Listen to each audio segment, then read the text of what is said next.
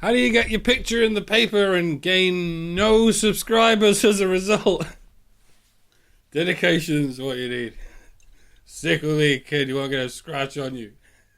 I'm like a Faraday cage of mediocrity. I'm too much of one emotion to be another. And it all meets in the middle and does me wonders, so does wonders. Welcome to the show, folks. I can't believe it's still here.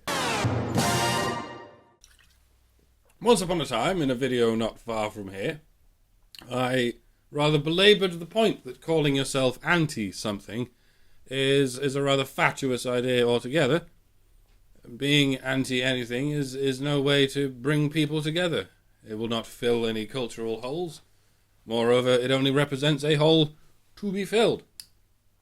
And all that might have left some people with an incomplete impression of what's in a name. Indeed, a name that doesn't sound anti can nevertheless be largely, if not wholly, anti. On the contrary, a failure to see the trick coming will result in the public relations equivalent of a mass slaughter. What we have here, for instance, is a conflict in which one side calls its enemies social justice warriors, thereby necessarily defining themselves in principle, if not in name, as anti-social justice warriors, while the other side in the conflict calls its enemies racists, thereby necessarily defining themselves similarly as anti-racists. A cursory glance at any modern English dialect will inform you what you know instinctively anyway, where each of these terms would lie on a scale of definitely good to definitely bad. Social justice warrior, not sure. Sounds good, but could be a trap. Let me look into it. But racist, definitely bad. Smash that panic button. Release the hounds. No one in their right mind would call racism a force for good. So if there's a group of people out there indiscriminately calling all of their opponents racists, and they're large enough and influential enough to get an even larger amount of people to believe their every word, to accept on accusation their every shrill repetition of racist, fascist, Nazi, etc. If you're going to oppose such people, then you're going to need to call them something as bad or worse than racist, fascist, Nazi, etc. Or try to avoid the name calling altogether, though that's not as easy as it sounds. And social justice warrior is not the term you're looking for. Not even in the ballpark. It actually makes them sound better than they are. It's not even offensive, it's defensive, but it's used as an attempt at offense. This is a monster that attacks everyone with lies and cacophonic hyperboles and armies of straw boogeymen, and you're running at it brandishing a euphemism. I realise that steel manning your opponent is the admirable thing to do in an argument, but if that opponent is never going to stop straw manning you, it's a frankly suicidal strategy. So I can't even necessarily say I know who you're talking about when you say anti-SJWs, but what I can say for sure is whoever they are self-evidently rather retarded in the art of PR. They've been fighting uphill this whole time. Turns out you don't need organised public relations when you keep effortlessly hitting glorious veins of Streisand energy. When you ban it from one place, it grows back bigger in another place. It's plain to see, but they still can't help themselves. Evidently, it's not just the one side. Also, the so-called SJW, so-called anti-racist side, has been fighting downhill this whole time, and all they have to do is stop giving their enemies more and more Streisand energy by banning them all the time. And yet they still can't pull off a victory under these conditions. This is a war being fought between two different kinds of total retard. People who don't understand optics and people who don't understand humility. People who can't quite get their heads around popular narratives, or won't, and people who can't quite compute the notion that they are sometimes mistaken. Good of me, was it not, to get through that description without mentioning any disabilities? Alright, hello everyone, it's Pigpuncher. It's not very halal, is it? I think we all know why you came up with that name, sir. Hey, New York Times, got another one for the shooting gallery. I mean, the gallery. So I'm going to tell you about how I almost became alt-right. Long story short, you acted a little bit like a pendulum. More interested in changing your mind than making it up. Perhaps because you were too young to understand politics, but old enough to start giving a shit about it.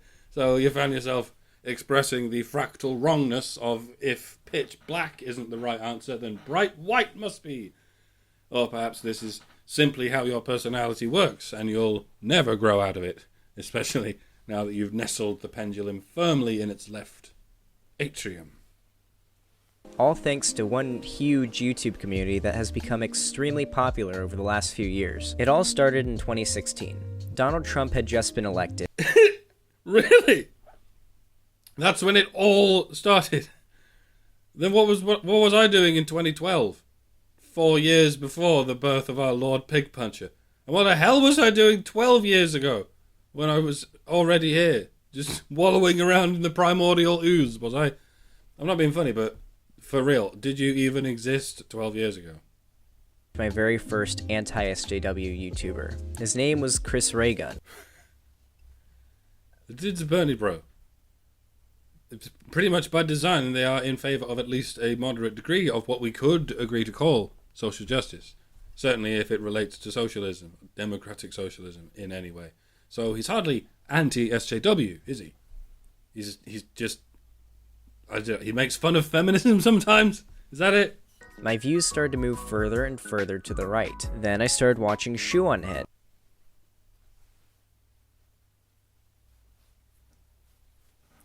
How is Shoe further right than Chris? I mean, one of them must be further right than the other, at least a tiny bit. But how have you worked that out there?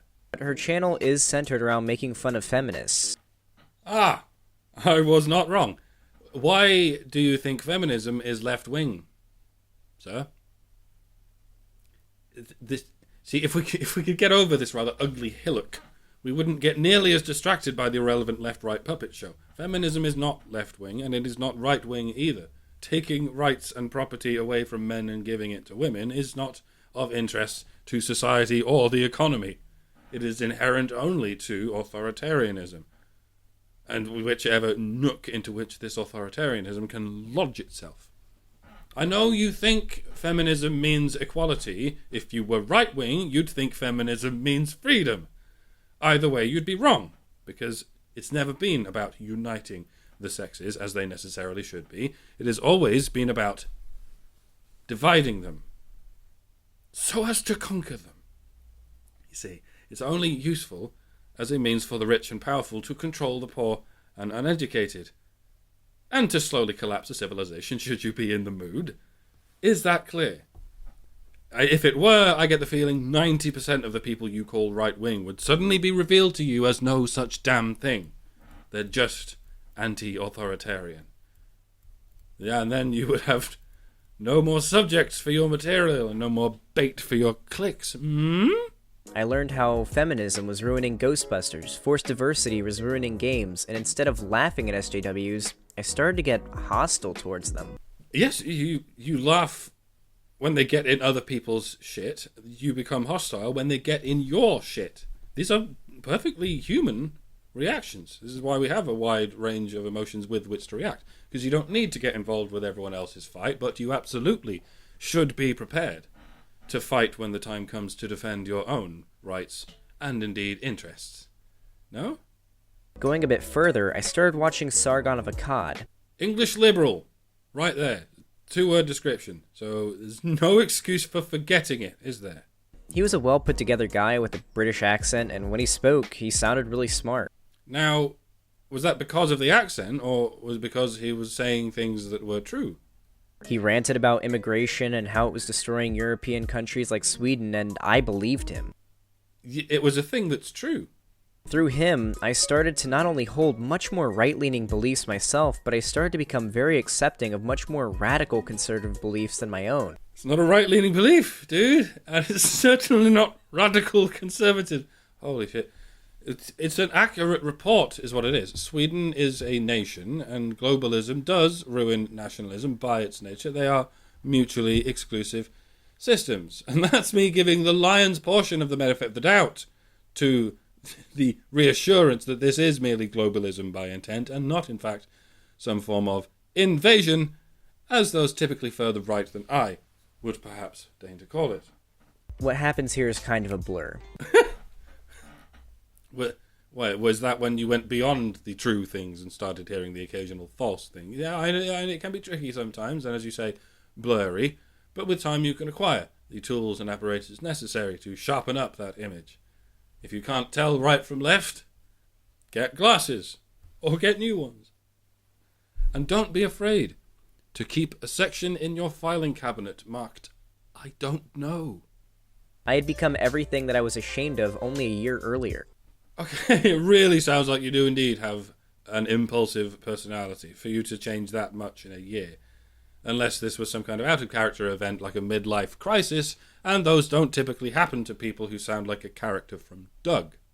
I was fully entrenched into the alt-right. I spammed Pepe emotes and did the OK hand signal to trigger the libs. That is not even slightly entrenched in the alt-right. Talk of ethno-states would be entrenched in the alt-right. Posting Pepe memes and OK signs is barely marginally adjacent to trolls and shitposters on 4chan, who have no political delineation other than to cause chaos upon any prey foolish enough to take the bait, and you deliver this chaos unto them every time you take it. When Anonymous fucked with Scientology, you cheered for Anonymous. When Anonymous fucked with the Westbrook Baptist Church, you cheered for Anonymous. But when Anonymous fucked with the beast that calls everyone racist, suddenly you stopped cheering. You even gave Anonymous a name. The alt-right. Expecting somehow that this will be forgotten or forgiven. But one day, something happened. I started to become skeptical. Not like anti-SJW skeptical, but actually skeptical. No, I've often wondered. And indeed asked, where is the boundary between skeptic and not properly skeptical? This equivocation of yours would lead us to conclude that SJW is synonymous with actual. And that might be the closest I'll ever get to a straight answer. Charlottesville is irrelevant, by the way. What got you to this point is irrelevant. What matters is you're there now. That honestly warms my heart, and it feels really refreshing to have new viewers and new opinions in my audience. Yeah, I bet it does. It seems like the majority of you liked the video. Yes, it's a very popular story, isn't it? The redemption arc. I used to be a sinner, but now I am healed. You could get it on the front page of a newspaper and people would still call you the underdog. You just happen to have the right kind of retardation to land you in this spot. You span around a few times until you got dizzy, but you managed to land in the most powerful narrative. That's medically typical for this kind of retardation. I was convinced that those far-right extremists were not the ones in power, but the Hollywood liberal elite and the left-leaning pop culture were. It's funny how many people seem to spontaneously get this impression when they stop watching television. Television isn't brainwashing either, by the way, but if we're going there, it's a damn sight closer to it than the on-demand internet is. To get so much as the centre-right narrative, you need to go on the internet and look for it, preferably with DuckDuckGo and a VPN. But to get the far-left narrative, you need only perform some mild channel hopping. I started to think for myself a little, rather than just gobble down whatever the anti-SJW flavor of the month was. So who were you thinking for before that? Before your first conversion, I mean, the one from left to right. Was that yourself as well? And that was this whole sojourn into the basic bits, short back and size fringe political right, was just one long exercise in thinking for other people instead of just yourself. That's almost profound if you say it in just the right way. I wonder if you do. I came into that debate almost completely expecting this Destiny guy to be a leftist cuck. Look, there's not much I could say here because I actually can't stomach the guy. There's only so many iterations of the zebra crossing fallacy I can take before I begin feverishly impaling my subwoofer with a screwdriver. I'll skip this section. All I can say is if you do end up joining Antifa, we officially have Destiny to thank. That is a hell of a name you have there, Willow. You are aware that it makes you sound like you think you're a god. I may be a fool, but I know a disappearing pig trick when I see one. I learned that this hadn't just happened to me, it was happening to millions of teenagers and just young people across the world. Yes, they are learning things electively. They are volunteering their own free time to watch on demand what they choose to watch from billions of pre-recorded possibilities. Have you heard what they're teaching teenagers and just young people across the world in universities regarding feminism and the like, in non-elective modules on Sword of Damocles like pain of expulsion for the price of their parents' life savings? Does that count as supremacist content on the basis of conspiracy theory? I mean the thing, not me pointing at it. Ironically enough, it was like I had taken the real red pill. You found people who, by your own definition, were just as bad as you claimed the previous people were. Such as? I found more channels such as Sean and Jen, ContraPoints, Dusty Smith, H Bomber Guy, Claudia Brown, and many more. I've responded to all of those channels and, if I do say so myself, ruined them. Except Sean and Jen, obviously. All of the drugs in the world cannot keep me awake through one of Sean's videos, and I have had all of the drugs in the world. Don't get me wrong, there are very few popular left-leaning political channels than right-leaning anti-SJW ones, but... But I assume you're not including the many examples of what YouTube calls authoritative sources, although I don't know why you'd do that. Do you think all those late-night hosts, for example, are paragons of enlightened centrism, neither left nor right, but most definitely authoritative? I see. It's just that they all seem to have exactly the same opinions, and they're all uncannily anti-right. Much like yourself, Mr. Puncher. I mean, it doesn't stop at Sargon, does it? It goes all the way up to Trump. And that's just within the vicinity of classical liberalism.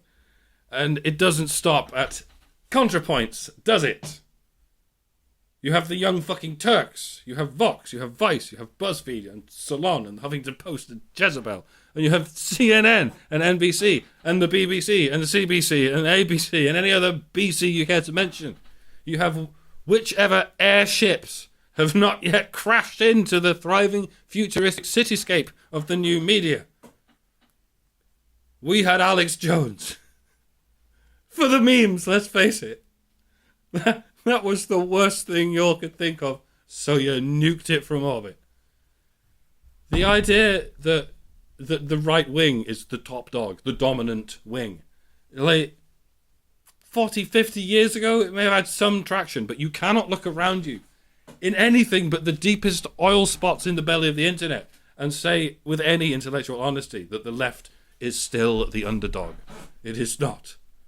And it is possible to speak out against the failings of the far left, the alt-left, if you will, while still not letting your guard down with regard to the far right. Indeed, there will be no time in history when we will not have to keep our guard up on the left and the right, because these are the places from whence the attacks very often come. How come there is no such thing as the alt-left? I mean, how come there's no such popular meme as the alt-left that compares in any way to the alt-right meme? It's because the extreme left doesn't need one. They're not breaking apart from a lifetime of defeats like the extreme right is. The extreme left is one big happy family and they're not interested in alternatives. If that was what the right wing looked like, I'd be hunting fascists right there with you. But in reality, it's what the left wing looks like. But as I said, it's probably because they turned out to be slightly more susceptible to the wingless authoritarianism of identity politics. The kraken that calls itself feminist and calls everything else racist. Mayhaps this wasn't always the case. Who knows? But I wanted to be the person who could save other young people from falling down this rabbit hole like I had. Like the catcher in the rabbit hole? There you go. You're a phony. A big fat phony. I decided to make a video where I tried to explain as best I could why the anti-SJWs are basically SJWs themselves. Were you also trying simultaneously to explain how SJWs are not just like SJWs and are the good guys after all, even though you're using them as a distinguishing marker of the bad guys? Was it then that you realised you'd rather confuse yourself into a corner? This video did horrible. I think it had like 12 dislikes to 5 likes in the first 12 hours, but I didn't stop. Or get your channel deleted. Yay, good for you. And if I can save at least one person from the alt-right, I'll be happy. You're going to have to work a hell of a lot harder than that, my dude. One person per day would be nothing. The one thing that really is going on that you really should be worried about, if that's where your stance really is the rate at which we're able to, as you say, save people from the alt-left. It's up to you to figure out what I might mean when I say alt-left. What if it really is a thing? A thing as batshit insane in relation to the left as the alt-right is to the right. Picture it. Then picture the scene down the road. Would you take that road? I'd head down that road. Although, I am still waiting for my letter telling me I've been accepted to BreadTube. What? We are going to be talking about the anti-SJW community's treatment of feminism and how increasingly more radical rhetoric is ingrained. Here lies the word radical. After a rich heyday as a political distinction, it retired in the late 20th century and spent its golden years learning how to surf and skate. Before being brutally milkshaked to death in a dark alley one night by a roaming gang of bloggers. To the minds of young teens as they become more entrenched in the right wing, or even alt-right incels if they are pulled far enough. Is incel a slur? Can it be used as a slur? Perhaps a hateful slur? No? It depends on who... Okay, what about... Could alt-right be used as a term of hate, as a slur of hate? Absolutely not under any circumstances. Really. Like, even if you use it all the time, even when it's a blatant lie. But surely any word can be a hateful expression if you use it excessively enough. I mean, if I called everyone an owl whenever they pissed me off, no matter what they did, like, if this coffee's too hot, you fuck owl motherfucker, I stub my toe and go, you owl bastard. If my computer's loading too slow and I go, piss off with your beak, you tawny fuck. Like, it would give the distinct impression that my hatred for owls is so ingrained that it's impoverishing my everyday vocabulary. I don't get how this is different for any word or concept, let alone one that is based on a political boogeyman or any normally functioning male human who is post-pubescent but pre-sexually active. This section of the video I'm responding to now, by the way, is an excerpt from a video titled How Anti-Feminism Creates Incels. Do you not see anything already wrong with that title, Mr. Puncher? Do you not see how you've scooshed two boogeymen together and tried to make sense of it? What creates incels, Mr. Puncher, as I said, is the transitional period every typical human goes through that starts at puberty when they begin to develop sexual desires and ends, typically sometime later, when those desires are physically reciprocated. In short, what creates incels is puberty. It is in fact the only thing that creates incels. And for you to even entertain the notion that In fact, your favourite political boogeyman is even one of the things that creates incels makes you sound like the owl guy I just described, yeah? Like, virgins are not created by Zionists. I shouldn't have to explain that to anyone but a hysterical anti-Semite, and I'm not going to bother reasoning with a hysterical anti-Semite. He learns that there are only two types of men in the world, alpha chads and beta incels. Oh, it's the manosphere doing that, is it? Calling everyone an incel. Are you about to tell me that no feminist would ever resort to such slurs, let alone at every blind corner? My comment section is probably already generously peppered with the ones who didn't make it this far into the video or don't know how to edit comments. Not to mention the state of any given Twitter feed. Don't lie to us, pig. You may have been born pretty damn close to yesterday, but there are old fags out here with fingers in pies as far as the eye can see. When they were at their worst, would even contemplate committing acts of violence against women, citing Elliot Rodger as their muse for doing so. Blame feminists for Elliot Rodger, everyone loses their mind. Blame anti-feminists for Elliot Rodger.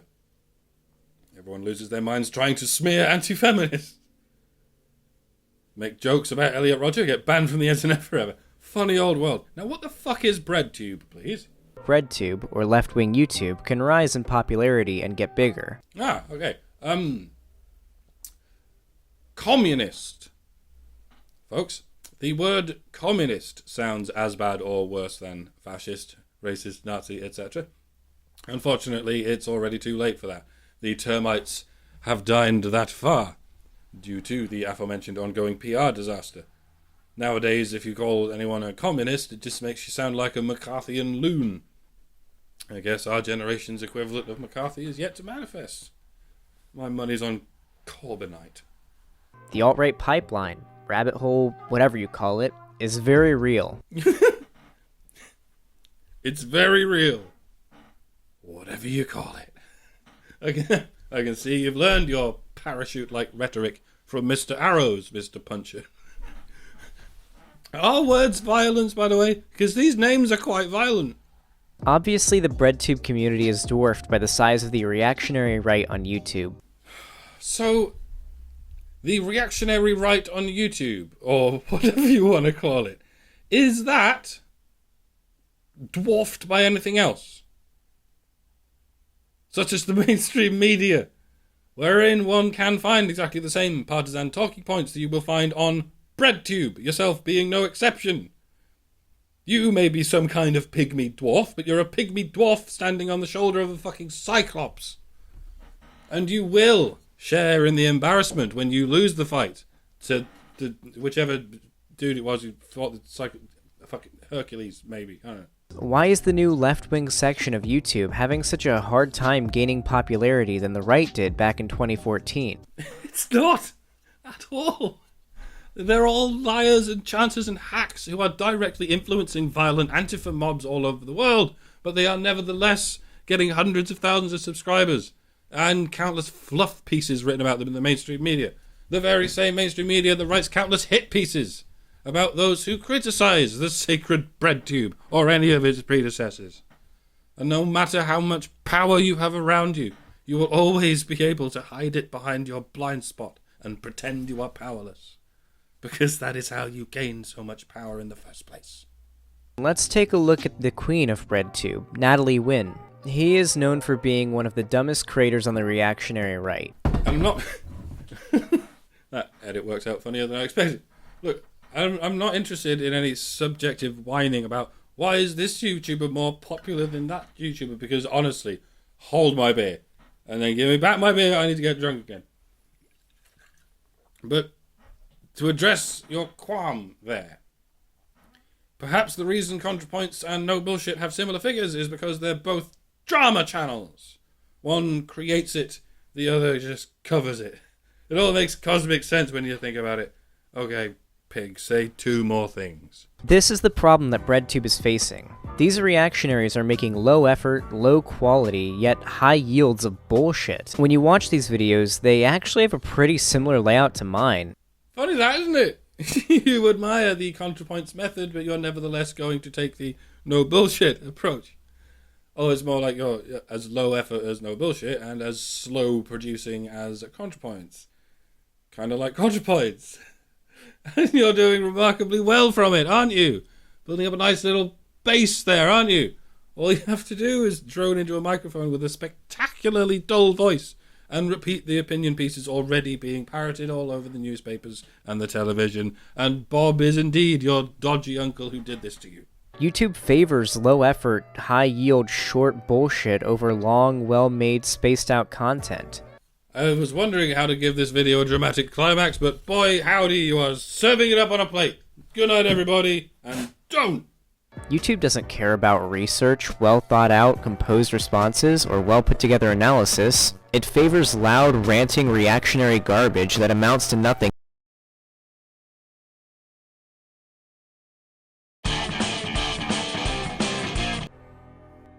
Don't